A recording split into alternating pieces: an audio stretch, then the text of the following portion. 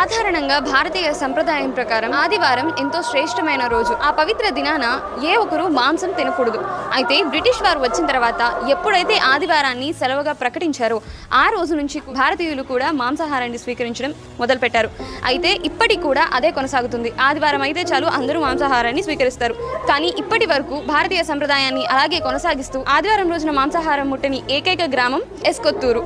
నంద్యాల జిల్లా పాణ్యం మండలంలో ఉన్న ఈ గ్రామంలో కేవలం హిందువులు మాత్రమే ఉండటం విశేషం. ముఖ్యంగా ఈ స్వామికి సంతాన ప్రదాతగా పేరు. అయితే ఈ స్వామికి వరపడిన వారు 3 నుండి 5 వారాల వరకు స్వామివారికి మొక్కుకొని 108 ప్రదక్షిణలు చేసి కోరికలు తీరాక వారికి పుట్టే పిల్లలకు స్వామివారి పేరు కలిసి వచ్చేలా పేర్లు పెట్టుకుంటారు.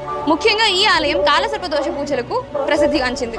500 సంవత్సరాల చరిత్ర ఉన్నటువంటి ఈ ఆలయానికి కర్ణాటక, తమిళనాడు, తెలంగాణ నుండి విశేషంగా భక్తులు ఆదివారం రోజున, మంగళవారం రోజున, శుక్రవారం రోజున స్వామివారికి విశేషంగా అభిషేకాలు నిర్వహిస్తారు.